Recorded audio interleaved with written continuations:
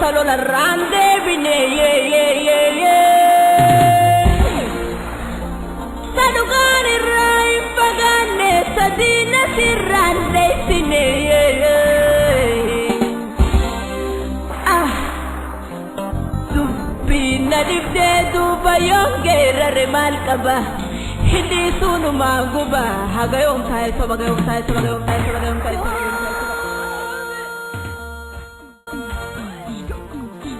daawwattoota keenya ashamaa harka fuune.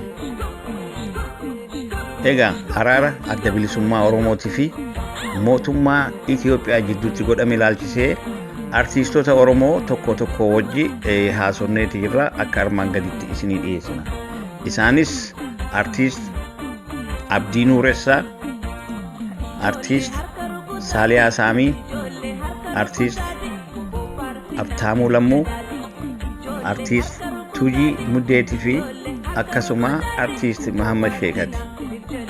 Gaafii wal duraa duuban isaanii dhiyeessineef akka armaan gaditti deebisan. Gaafiin duraatis araara ABO ofii mootummaa Itoophiyaa gidduutti godhame ilaalchisee yaada maal qabdu kan jedhu yeroo ta'u, gaafiin lammaffaa waamicha addi bilisummaa Oromoo miseensota isaa kan haala adda addaatiin bifa adda addaatiin yeroo adda addaatti dhaaba kana keessaa bahaniif akka dhaabatti deebi'aniif waamicha godhame kan akkamitti ilaaltu. Inni sadaffaa dhaamsa isaan uummata Oromootiif qaban ta'a. Egaa wal duraa duuban itti dhiyaadhaa. Galatooma.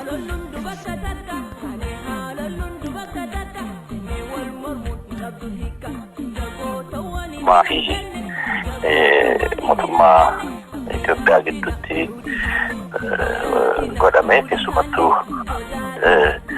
isaan madeen gaddaa obbo Daawud Ibsaa fi obbo Lammaa Magarsaa gidduutti haasaan godhame araarri isa bu'e irratti egaa addunyaa kanarratti araarri nama jibbuu hin jiru. Egaa Rabbi araara kana araara dhugaa godhee yoo ummanni Oromoo biyya alaa jiru hundi biyyatti galee saba isaatii fi kan qabsaa'u yoo ta'e egaa araarri araara milkii akka ta'uun hawwii qaba. Jaalladheeraa jechuudha walumaa galatti araaricha. Si ta'eera jechuudha.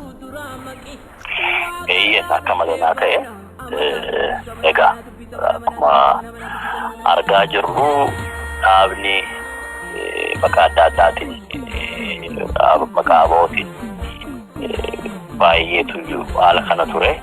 Nullee akka artistii Oromoo tokkotti yeroo dheeraaf akka dhaabonni kun iddoo tokkotti dhufanii akka araara buusanii yaalii hedduu godhaa ture.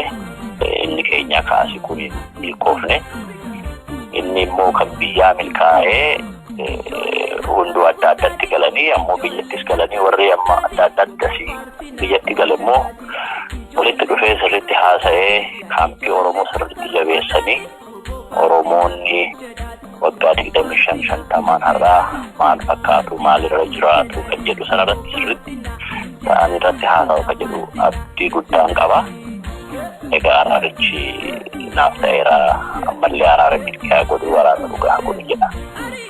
Tole Abdii artiist Abdii fayyaa ta'e galatoomee inni kun immoo addi bilisummaa Oromoo miseensota isaa kan haala adda addaatiin yeroo dheeraa dura ta'e booda kanas warruma kana dura miseensa ture haala adda addaatiin haala dhuunfaatiin haa ta'u waan fedheen haa ta'u dhaaba kanarra sababa adda addaatiin duubatti hambisan akka dhaaba kanatti deebi'an waamicha godhee jira addi bilisummaa Oromoo. Isa kana akkamitti ilaalta?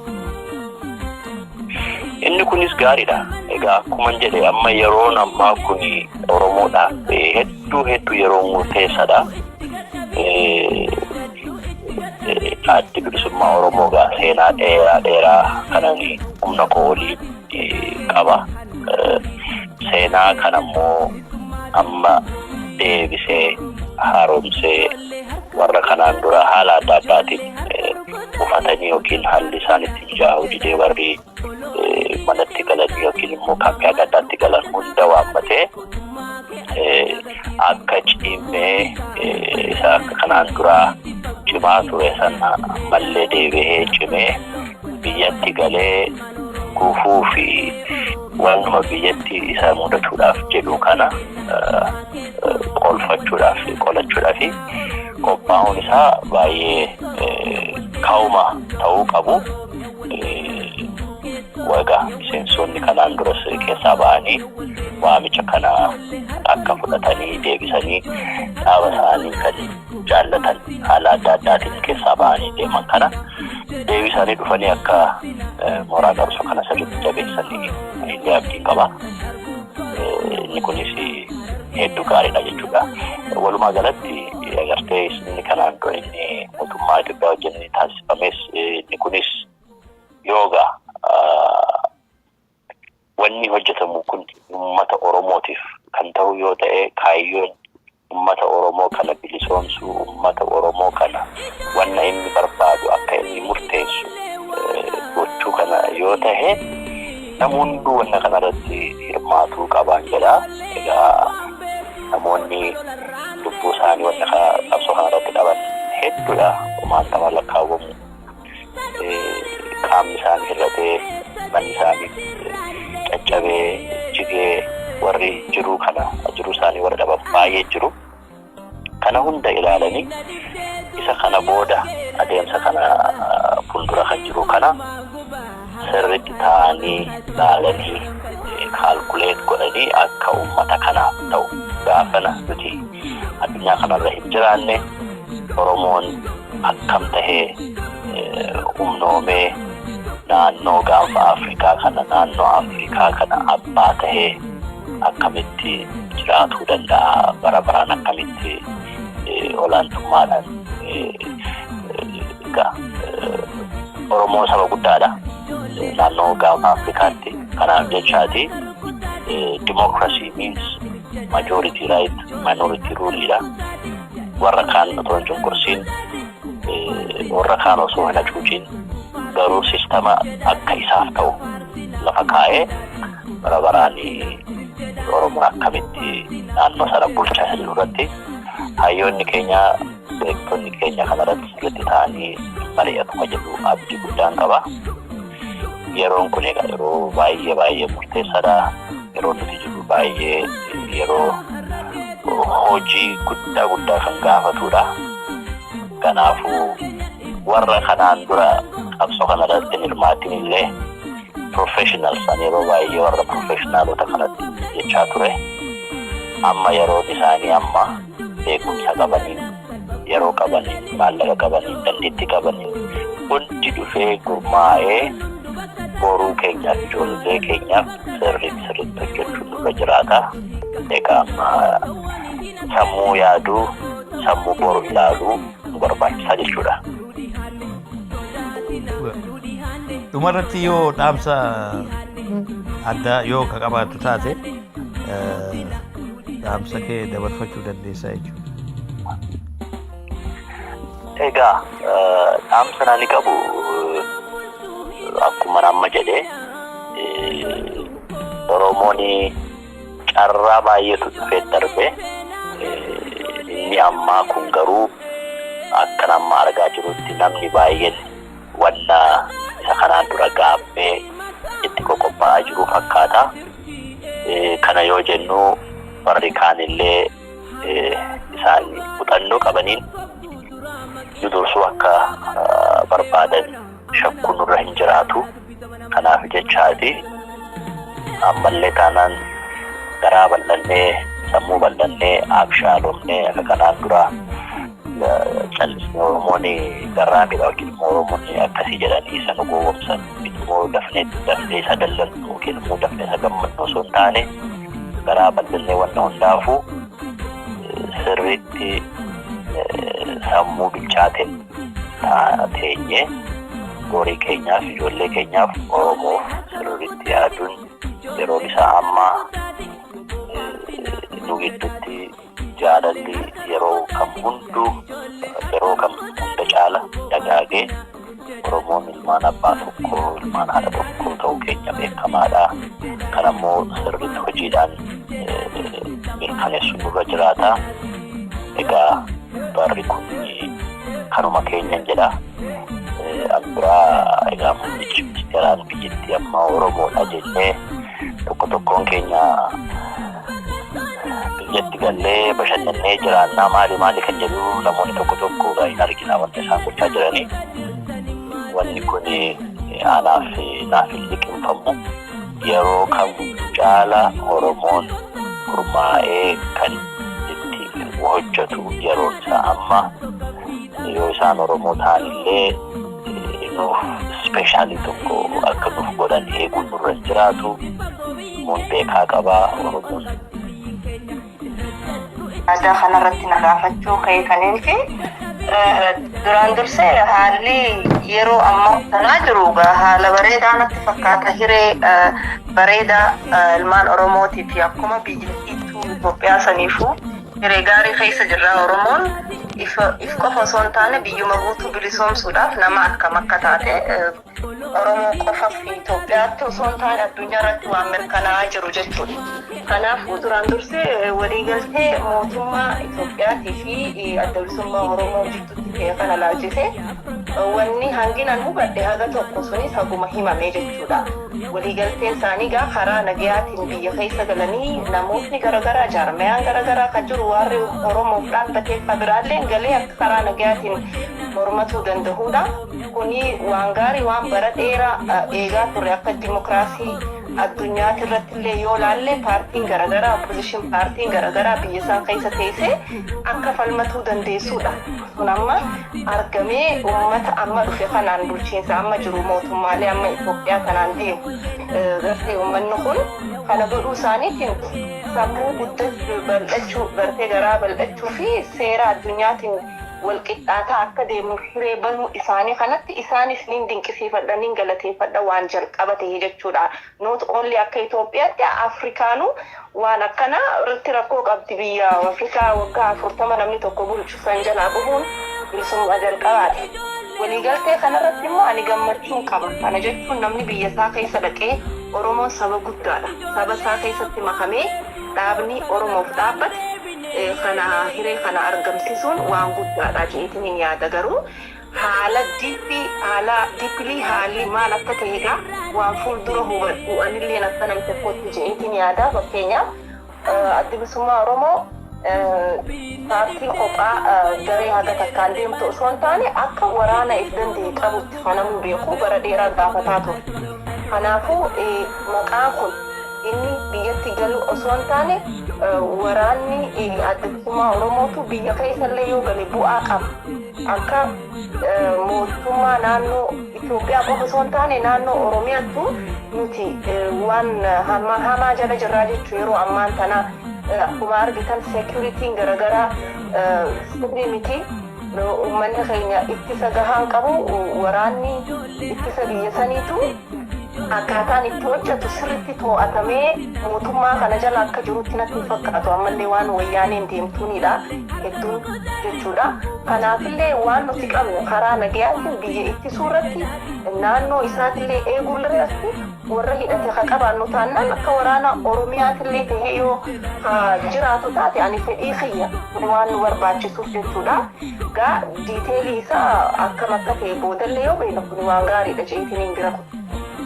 Lammaffaa namoota hedduu jira maqaa kanaan biyya garaagaraatti habaqate. Naannuma Itoophiyaa sanis haa ta'u Afrikaa garaagaraa Sudaan irraa jalqabee Keeniyaa irraa jalqabee Saawuz Afrikaa jalqabee maqaa ABO joon jechuudha. Isaan kun hundi har'allee yoo biyyatti gale haala kamiin jiraata akkamiin jiraata guutuutti jechuudha. Namoota waan garaagaraatiif barbaadamu jaame kun hundi gaa waan fuulduratti deemu kunis waan nama yaachisu gaafii biraati jechuudha. Ammoo walumaa galatti hireen kun argamee biyyatti yoo galle kanallee sooluu godhuu irratti fuuldura ni hojjetama jeetiin hin yaada. Siyaasuudhaan waamicha adda bilisummaa Oromoo miseensota isaa ka duraanii ka isaa bihees haa ta'u deeggartoota haa ta'u warra waan garaagaraatiin mufatee bihees haa ta'u laalchisee waamicha godheefii jira dhaga'een jira saniis kun egaa haalli itti uummanni garaagaraa kun ka isaa bihe namuu haala garaagaraa qabaa jechuu miseensinis kaanis keezii mataasaa qaba. akka itti deebi'us isaantu beeka warruma san maaliif haalli itti beesan wanni beheessan guutameefi jira haalli kun duraanirraa akkamitti mijaa'uu danda'a dhaabni kun hoo fedhii uummataa haala kamiin eeguu danda'a muufannoon akkasiisan akka hin deebine irratti maal hojjeta maaliif yoo jette akkuma mootummaan tokko ka gubbaarra jiru waan gadii hin beeynetti gadii kanaa badiin hojjetamaa jirtu dhaaba hunda keessa jirtu kanammoo seera dhaaba kanaatiin namni akkamitti jiraachuu akkamitti deeggaruu akkamitti miseensa tahee jiraachuu danda'a hunda to'atanii bakka garagaraa hooggana isaan kakkaayan kun hundi hojii akkamii hojjetaa fooloo godhanii misteekni namoota mufachiise haalli namoota kana hunda mufachiise kun yoo sirrate maal irratti hojjetamuu danda'a waan jedhus deebisee ilaaluu qaba je'eetiin yaada akka wanni san hin deebineef jechuudha. Kanaaf sanii abbaarra jirtii je'eetiin yaadaa jechuu karaa biraatiinis wanni nama gammachiisu amma ummanni Oromoodha gabrummaa waan nama goone hin qabdu waan hedduutu nama mufachiisa waan hedduutu nama aarsa dipreshinii garagaraa keessa nama naqa amma garuu karaa namni yaadanii nama walitti dhufee qabsoo kan tokkotti namuu deemuudha bakka hedduudhaan Oromoon hojjetti. Kanaafuu namu bakka itti irra hojjetuu danda'utti karama tokko goolii tokko waan qabnuuf hojjetuu danda'a jechuudha. Kanaan jechuu danda'a. Kabiraa immoo dhaamsini an qabu uummanni Oromoos ta'ee keessaafuu dhaabootiin Oromoo hedduudha akka beeknutti.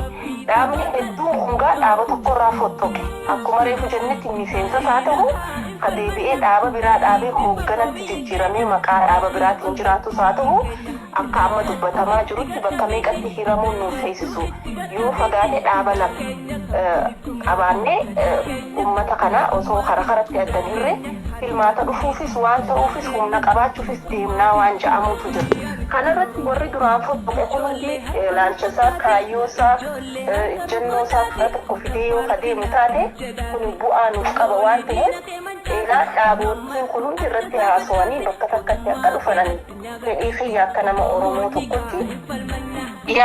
Kana achi gaa akkan arbaa ol dubbadhetti pooyintiin kiyya guddaan tokkummaa ilmaan Oromooti jechuudha. Dhaamsa ta'eef tokkummaan kun maali fakkeenya dammaramuu tana yoo nan kaasee dammaramuu jechuun kana biraatiin tokkoomuudha jechuu walitti tokkoomuun biyyattii sallaallee nama miliyoona 500 waan akkasiiti.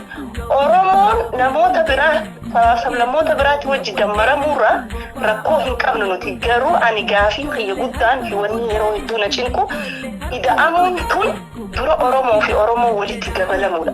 Uummatarraa hamma dhaabaatti nuti bakka meeqatti ciramne osoo jirru osoo walitti hin dammaramin nama biratti ida'amuun ni ulfaata. Ida'amnee yaada tokkoon namoota biratti illee ida'uudhaaf amansiisuu danda'uudha jechuudha. Oromoon osoo hin tokkoomne kabiraatiin nu tokkoome yoo jetteen kasii wajjin tokkoomin Oromummarraa deemee tokkummaa saba biraatii wajji uumuu deemtullee si harkatti diigaa jechuudha. So wanni guddaan nuti walitti ida'amnee kabiraatti ida'amuun Oromoon takka rakkoo sanirraa hin qabu haa tokkoomnu dura nuti. Diaspora warra Oromoo biyyaatti walitti tokkoomuu qaba. Diaspora fi diasporaan walitti tokkoomuu qaba. Oromoon biyyaa kana bira kuttee jirti. Kanaaf walitti haa ida'amnu. Namni sammuu keenya piroograamii nu godhin saba keenya waan barbaadu laallee namuu nuti yaaduu dandeenya waan kanarratti waliin mari'annee haa deemnu. Akka namni sammuu keenya piroograamiin goone karaa fedhetti jechuudha. Akka jechuun Soofiyaa jechuudha. Doonii dhiyoo tana tolfamte jechuudha galtanii roobootii nuti nama. Kanaaf we don't need anyone to program our mind and brain waan akkasiiti. Kanaaf tokkoomnee walitti nuti ida'amne ida'ama nama biraatiif biraan salphaa waan ta'eef tokkummaan yoo humna waan tokkoomnee fi harka guddaa yaadni keenya gabrummaan nu miitee dirqama gabrummaati waan tokkoomneef dhiigni meeqa dhangala'ee arraan tana iddoo kana geenye jechuu qabsoo bara meeqaa manni qabsaa'onni meeqa kana dura ilmaan kana horeeti bara meeqa sammuu nyaattee keessa deemte akkasitti guddannee as keenya ani mataa fi jalqaba ani sirba eegaleeti miti waa'ee Oromoo kaniin haasa'e waggaa 5-6 miti jalqaba osoo biyyaan bahin anaa daa'ima waan na keessatti uumameetu har'a as nagee ijoolleen har'a wareegamte tun santu har'a asiin gee kanas dagachuu hin qabnu san hunda yaadachaa tokkummaan dirqiidhaan tokkoomsite har'aan tana haalatti immoo wanti guddaa waan fuuldura nu eeggatuuf jecha soo exile taanee waan xumurarra hin gahiniif yaada garagaraa akkan hirre ammallee itti cimuudha qaba tokkummaan keenya hanuman isiniif dhaama galatooma. Ayyee Bogarbii hedduu galatoomii akkasumas ONN yeroo jalqabaatiifis gaaffiif deebii xiqqoo dhufa isinaa wajjin gochuu keessanii fi carraa kana laachuu keessanii fi horaa bulaa ulfaadhaa waa'ee adda bilisummaa Oromoo nagaa buusee gara biyyatti galuuf jedhu kana gammachuun koo akkam akkan jedhee si ibsuu qabu. Baay'een gammadee ganama sana yeroon hirribaa kee wanta kana argu akkuma nuuf godhuun dhabe utuu akka guyyaa ta'e waan biraa godhee mul'isan ture garuu halkan ta'e ana biraa halkan ture ganama gaafan hirribaa ka'u waaqayyoonis nan galateeffadhe baay'een gammade ani wantiin yeroo baay'ee eegaa tures kanuma ture ergiin dhaladheedhuma kaasee kan hin beeku adda bilisummaa Oromooti dhaaba biraas guyyaa tokko walgahii isaaniis dhagees hin beeku booddana kana immoo tiim lammaa kan hin deeggares kun hundumaan akka ta'u hin beekan ture tiim lammaan maqaa biraatiin hadhufan malee hojii isaaniif kaayyoon isaanii kanarraa akka addan baane dhaaba adda bilisummaa Oromoo wajjin nagaa buusanii adda bilisummaa Oromoos biyyatti galu kanaaf ani immoo adda bilisummaa Oromoo dursee bakka isaatti argame jara kana utubuun qaba jedheenitu tarkaanfii mataa kootii ofirratti fudhadhee tiim lammaa deeggaruutti ga'e jechuudha. Ergeewuma waggootuma tokkoof walakkaa as deemu kana. Guyyaan hamma kaleessa ta'e kuni akka inni gara fuula duraatti ta'u hawwaa tureen tiim lammaa deeggaruutti ga'e. Wanta isin dhageessanii hin beekne wanta isin agartanii hin beekne Oromoo mitiiti Itoophiyaa miti Afrikaa keessatti ta'ee hin beeknetu jarri kun goototni kun lamman ni godhuu kan jedhuun amaneetti gale. Amantaan kun immoo waaqayyoonis nan qaaneessine jarri kunis nan qaaneessine akkuma kanaan dura hawwaa ture akkuma kanaan dura dubbachaa ture adda bilisummaa Oromoo duwwaa miti dhaabolee maqaa Oromootiin socho'an hundumtuun gama tokkotti dhufanii Oromummaadhaan waliin hiriiranii dhaaba 50 dhaaba 40 ijaarrachuu manna Oromoo dhaaba lamaan walitti galee akka kanaan dura qaawwaa keessittiin nu galu sun cuqqaalamee Oromoon gama tokkotti deebi'ee utuu dhaabaan utuu siyaasaan utuu ilaalcha siyaasaan garaagara waliin baasin gama kanatti deema wanta jedhu mul'atan qaban ture mul'ata koos galma ga'e kanaaf gammachuun koo anaaf tachaadha waanan kaleessa haasaa ture waanan kaleessa dubbachaa ture waanan kaleessa waggoota hedduudhaaf keessa ture waanan kaleessa ijoollummaadhaan keessatti dhabe keessaa ba'ee bakka dhaqu sana kana ta'a jedhee wanta amanee fi baay'een gammade garbi akkaataa nutti ibsuu hin danda'u ani gammachuun koo hedduudha warroota kanarratti hojjetan obbo Daawit Ibsaa akkasumas Dr. Lammaa Magarsaa Dr. Abiyyiin hayyoota hedduutu jira kan hin maqaa isaanii hin beekne harka lafa jalaatiin wanti kun hojjetamee Oromoo nu gammachiisu jireenyi keessan haa gammaduun jiran ilmaan keessan haa gammaduun jiran maatiin keessan haa gammaduun jiran warra nu gammachiisan kanaaf ani bu'aan koonni guddaan Oromoon walitti dhufuudha Oromoon walii wajjin qabsaa'u Oromoon walii wajjin deemuudha haadhi Oromoo booyichi himmimmaan seerraa haqamuudha haadhi Oromoo yakka tokko malee utuu garaasee keessatti ilmaan see ajjeefamuu dhiisuudha barattoonni Oromoo utuu yaadda'e mana barumsaa dhaqanii galuudha qe'een Oromoo nagaa ta'uudha qotee bulaan Oromoo sangaasaa yaafate qotatee nagaan manatti galuudha hawwiin koo gammachuun koo inni guddaan kana kunis raawwachaa jira ammas akkuma neengadda jedhe akkuma yeroo darbe jedhe ammas Oromoo kun jalqaba waan baay'eetu ta'uuf deema addi bilisummaa Oromoo duwwaan biyyatti galuu otoo hin taane waan hawwiinu sana bira ga'uudhaaf tokkummaa nu barbaachisa akkuma Dr. Lammaan jedhe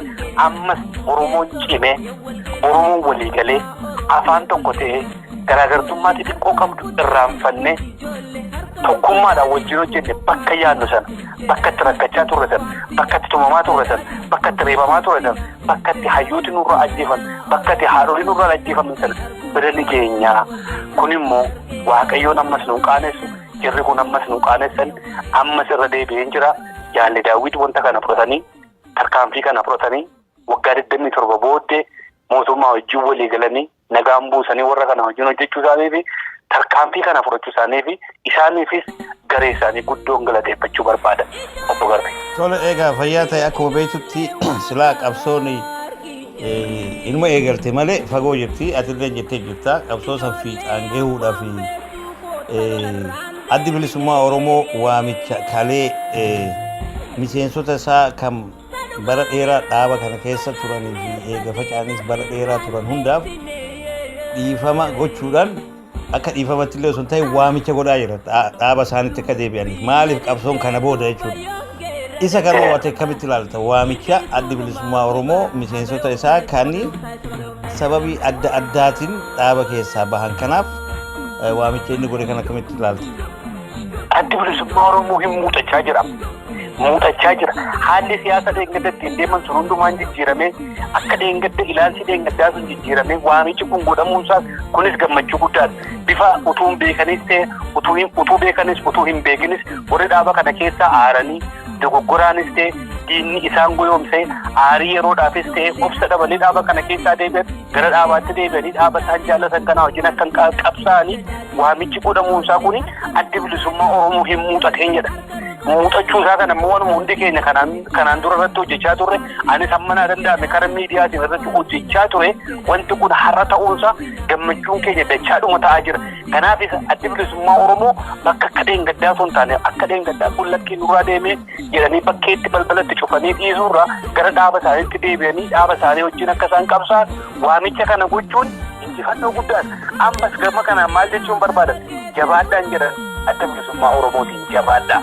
Ana akkuma deeggarsa jira akkuma akkamitti jedhee ani bakki namatti deeggaraa jiru tiimii biraa keessa jira. Namoonni yeroo baay'ee gaafanii asii waan bareedaan ta'uu jabaadhaa jiru achi jiru xawalwalda jiru xawalwallummaa miti kun xawalwallummaa otoo hin taane bakka hojiin hojjetamu hundumaa namoota hojii hojjetan faarsu namoota hojii hojjetan jajjabeessu namoota hojii hojjetan cimsu kamtu foon kamtu goldaa jira Oromoon hundumtuun Oromoodha hamma Oromoof qabsaanitti hundumtuun kan keenya yeroo filannoon ga'e akka mataa keenyaatti filannu waan filannu ni beekna hamma garuu bakka filannu sana bira keenyatti garuu hundumtuun kan keenya waan ta'aniif jabaadhaa adda bilisummaa Oromoo ammas tarkaanfii kana fudhatanii waamicha kana gochuu isaaniitti irra deddeebi'een hedduu galatooma ulfaadhaa Waaqayyo isin haa eebbisu jedhan.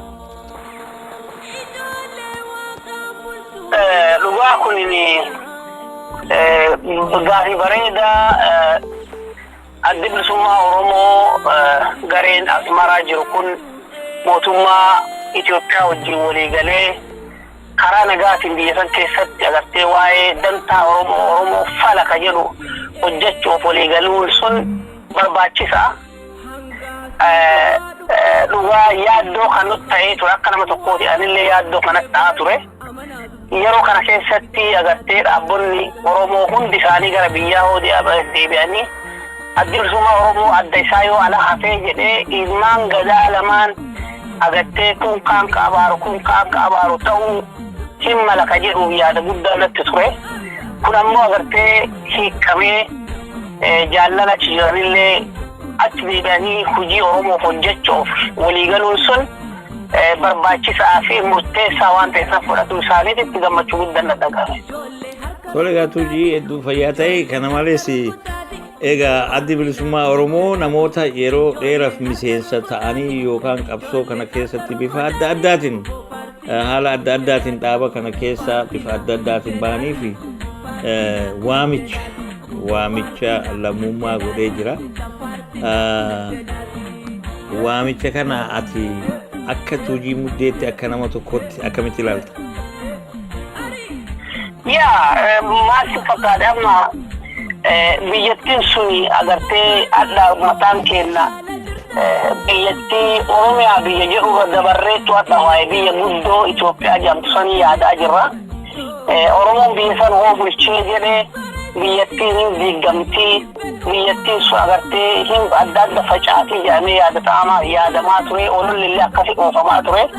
Adda ilmaan gadaa biyyattii sani ka uummanni du'a irra odeessaa ture irra dabaranii biyya san gara tokkoomsuutiif biyya sabaa sablammoonni biyya san keessa jiraatan of danda'anii of beekanii akka nama agartee abbaa biyyaa sanitti yaadanii akka jiraatanii irra hojjetamaa jira. Anonti na gammachiisee jiru tokko maal inni dura bilisummaa Oromoo kan itti hamatamaa ture sagartee sablammoota ofitti qabu sablammoota hin ijaarre sablammoonni akka isaan akka agartee bilisummaa Oromoo gaafa bu'atee jedhe ummata san hin ajjeesaa hin fixaa hin facaasaa waan jiru santu ture. Adda sanirra taarree ololli yoo san oofamu sun hundi isaatu olola ta'uu isaa ijoolleen agartee dargaggoota biyya keessa jirtullee hojiin argisiistee jirti.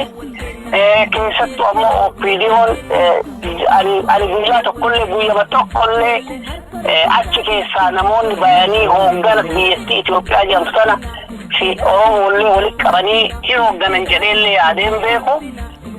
Sanillee kana godhee jedhe ani agartee namoonni qabsaan naashinaalistiin Oromoo tokko beekan hin jiru jechuu kiyyaa miti keessattuu OPDO keessa. Maaliif namni Oromoof yaadu dhaaba EPRDF jiru kana keessatti ispeeshaalii Oromoo yoo ta'ee jedhe OLF ati jedhamee ari'amaa waan tureef si ajjeesu jedhanii si hidhuu jedhanii ololli irra oofamee bayaa waan tureef jarri jajjaboon keessa hafanii sodaan agartee isaan irra oofan sun odoon sodaachiin cichanii bakka amma gaan kana hingaan jedhee yaadeen beeku. Jarri kunniin ammoo dhugaa agartee kafaltii guddaa kafalanii bakka kana ga'anii kanaafuu amma hundi keenya akka tokkotti yaadne Oromummaa irraayyuu dabarree nama biyya saniyyuu yaadu ta'uun keenyaa waa guddaa tokko. Kanaafuu guyyaan waliin nu fidee akka waliin galan nu godhaa jira. Sanuma alhamdulillah jennee garaaf deemu.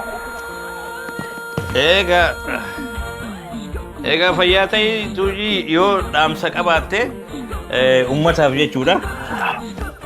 Hiree siilaan. Dhaamsi kiyya guddaan Oromoofi. Ani yaanni kiyya guddoon amma agartee natti jiru maal inni baabura wali ida'amuu jedhamu kana baaburri kun agartee nama baay'ee yaabbisee jira. Namni baay'ee yaabbate kun ka Oromoo kaleessa abaaraa turellee ka Oromoo laga keessaa baay'ellee ka Oromoo hinumaa hin jiru jedheeyyuu agartee adda baaburri kun wali hidhee deemaa ni jira. Namoonni baabura kana yaabbatanii deemaa jiran hundi isaaniitu galiin isaanii tokko jechuun hin danda'amu. Akkuma guyya guyyaan dhagaa jirru namoonni kun gaafii Oromootu waan Oromoon agadhaa ilmaan ofiitiin agartee dhiiga ilmaan ofiitiin goonfateeyyuu akka agartee amantii dhabuutti jira. Kun hundi odoo jiru jabaannee keessattuu ilmaan Oromoo jabaannee waan kanaan dura qabsoo keenyaan arganne kunuunfataa ofafoollee agartee gara ofafoo deemuun barbaachisaa akka ta'e walamanuuf nuun keessattuu walirra bobba'uu irraa dhaabbannee ilmaan Oromoo waldhageennee waan Oromiyaa keenyaaf ta'urra caaleetu waan biyya saniif ta'u waliigaltiin dalaguun barbaachisaa waan ta'eef ispeeshaalii waan agartee walirra nu bobbaasurra of eeggachuun barbaachisaa akka ta'e hubadha. Kanaafuu sabni keenyallee akkasii oduu yaade bareedaa jedha. Araarri amma gartee deemaa jiru namni warri siyaasaadha hundinuu yeroo ammaa keessatti gartee tokko ta'aa jira. Tokko ta'ee namni kun gartee haadha maramnu jigurbaanii namni hundinuu sanumarra jira. Haala saniin gartee wal qabatee kun hedduu barbaachisa gartee Oromoo wal bira dhaabbachuu haala amma jiru keessatti tokko ta'uu iftaaban jechuun lama iftaaban jechuu fi takka isaan dhaaban jechuulleen garaagarummaan ni jirti. Nama fakkiif namoota garii kan isaan mulqanii jira gariin kan isaan dhaabanii jira yaamuun akkuma nama tokko yaamanumaan qabu yoo yaamanis gartee miseensa ofii akkatti gartee deemee fi akkatti yookiin duraa gartee ari'anii fi takka ari'amees yoo gartee silaa odoo ana gaafatanii deebisanii gaarii kan qoottuu miseensi goone qoottuu miti miseensi gartee duraa dhaabaan irraa facaatee qoottuu miti gartee silaa odootiin akkuma gartee tokko sirna tokko nama tokkotti haasofsiisanii gaafatanii deebisanii gaariidha yaamuunis gaariin jaan. Okay, fayyaa ta'e. Okay, inni maayii yoo dhaamsa hawaasa Oromootiif qabaatte kan biyyaa ta'e kaala. Kan biyya keessaatis ta'e kaala uummanni Oromoo gurra tokko wal dhaga'uu qaba. Wani nan jiru. Akkasumas sabaafi sablammoota biraallee hammachuu qaba uummanni Oromoo. Har'a keessatti gartee empaayireettuma biyya saniitu namni liit godhaa jiru Oromoodha. Oromoon sagalee takka taate akkuma gartee amma deemaa jirutti walirra dammaramanii tiim lammaa ta'anii humna takka ta'anii utuu gamaa gamana jenne gartee dhaaba jennii gartee gamaa gaman hooreenii odootiin lafan girgiriisine saboota biraallee qabatanii Oromummaa cimsanii tokkummaadhaan wal bira dhaabbatanii waan kana cimsuun hedduu gaariin jira. Uummanni keenyalleen kanarratti gartee akka isaan kana deeggaru sagalee takkaan dubbatu qabdu Oromoon irraa. Lakkiyaan dhaaba Baduutii, dhaaba Maamma Sheekaatii, dhaaba Daawudee Mokonanii, dhaaba Garbiitii Ayyaas Falqabu. Wanni jiru amma tiim lammaa jaaniirti inni jiran achi gartee hundi isaanii tokko ta'u, tokko ta'anii tokkoon uummata gabba'u. Kana gartee wanni qeeroon Oromootis irra dhumte taana wanni eegamus taana biyya keessaa gara hundaa'u. Kana gartee uummanni Oromoo itti fufu warri alaattis keessaa wal quba qabaatee sagalee takkaan dubbachuu. Kanaan dhaama galatoomeetu.